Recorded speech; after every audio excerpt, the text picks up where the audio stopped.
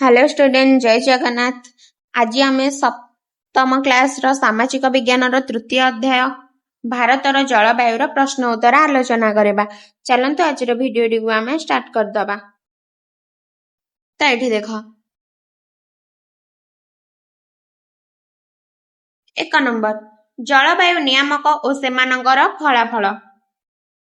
उत्तर अक्षांश उत्तर और दक्षिण विभिन्न जलवायु सृष्टि करे। 2 समुद्र पतन ठार उच्चता उच्च स्थान को ठंडा रखे।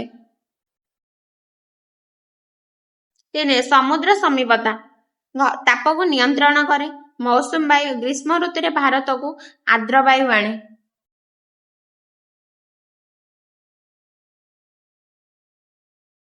2 निम्नलिखित प्रश्नर उत्तर दियो। क पाग और जलवायु मध्य पार्थक्य। पाग कौन स्थान अल्प समय वायुमंडलीय अवस्था को पाग कह जाए। जलवायु कौन स्थान दीर्घ समय पागर सामर्थिक अवस्था को जलवायु कह जाए। देखिया समुद्र ठार दूर स्थान अपेक्षा निकटवर्ती स्थान तापमात्रा मृत्यु होता है। कहीं समुद्र धीरे उत्तप्त और धीरे शीतल हुए, तेणु समुद्र निकट स्थान रे तापमात्रार अधिक परिवर्तन हुए नहीं एवं पाग मृदु रहे। ग भारतर जलवायु को प्रभावित करिबारे मौसुम वायुर भूमिका कौन। मौसुम वायु भारत को आर्द्रता और वर्षा आणे। यह देशर वर्षा परिमाण और जलवायु को नियंत्रण करे। घ चेन्नई वर्ष सारा उष्ण और उत्तप्त थिबा बेले लेह ठंडा थाए। कहीं चलो यार आंसर देखिबा। चेन्नई समुद्र निकट रे थिबारु सेठारे उष्ण जलवायु देखा जाए। लेह समुद्र पतन ठारू बहुत उच्च स्थान रे थिबारु सेठारे तापमात्रा कम एवं पाग ठंडा रहे। 3 नंबर सहर गुड़िकर जलवायु और अवस्थिति। लेह शीतल जलवायु पर्वत उपरे अवस्थित। चेन्नई उष्ण और आर्द्र जलवायु समुद्र निकट अवस्थित। दिल्ली चरम जलवायु भीतर भागरे अवस्थित। पाणाजी आर्द्र और मृदु जलवायु समुद्र निकट अवस्थित। जयपुर उष्ण और शुष्क जलवायु मरुभूमि अंचल अवस्थित। प्रभाव समुद्र समीपता उच्चता और मरुभूमि अंचल एही सबु स्थान रे तापमात्रा वर्षा एवं जलवायु को प्रभावित करे। 4 भारत मानचित्र रे ग्रीष्म और शीत ऋतु रे मौसुम चक्र दर्शाओ।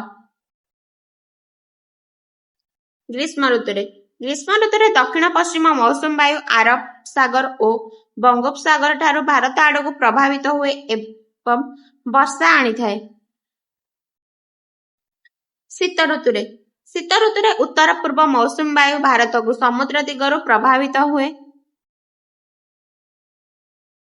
ग्रीष्म और शीत ऋतु रे पवन दिग।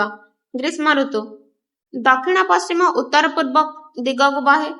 शीत ऋतु उत्तर पूर्व दक्षिण पश्चिम दिग को बहे। मौसुम समय रे वायुर दिग। मौसुम समय रे वायु दक्षिण पश्चिम दिगरु उत्तर और पूर्व भारत आड़ को प्रभावित हुई वर्षा सृष्टि करे। एबे 5 नंबर कृषि और पाग सहित जड़ित पर्वपर्वाणी। अक्षय तृतीया कृषि सहित जड़ित एक मुख्य पर्व अटे। एही दिन कृषक माने चाष काम आरंभ करिबा पई अक्षिमुठी अनुकूल करंती। होली बसंत ऋतुर पर्व अटे। यह फसल अमल और कृषि कार्य सहित संपर्कित।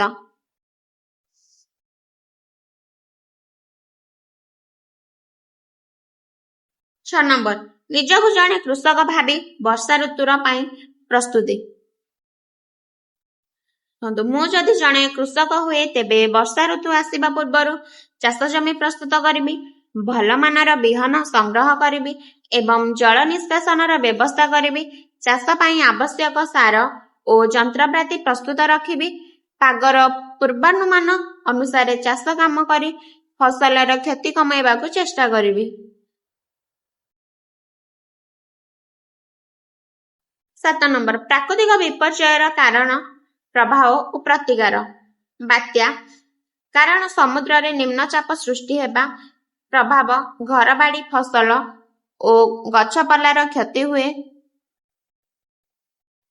ବନ୍ୟା କାରଣ ଅତ୍ୟଧିକ ବର୍ଷା ଓ ନଦୀରେ ଜଳସ୍ତର ବୃଦ୍ଧି, ପ୍ରବାହ ଜନଜୀବନ ବାଧାପ୍ରାପ୍ତ ହୁଏ ଏବଂ କୃଷି କ୍ଷତିଗ୍ରସ୍ତ ହୁଏ।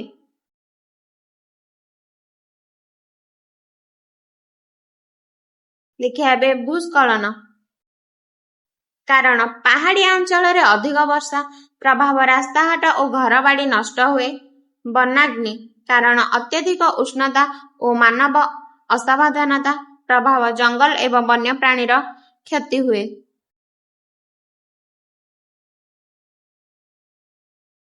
ପ୍ରବାହ ହ୍ରାସ ପାଇଁ ପଦକ୍ଷେପ। 1 ନମ୍ବର 1ରେ ଲୋକମାନଙ୍କୁ ସଚେତନ କରିବା ଉଚିତ।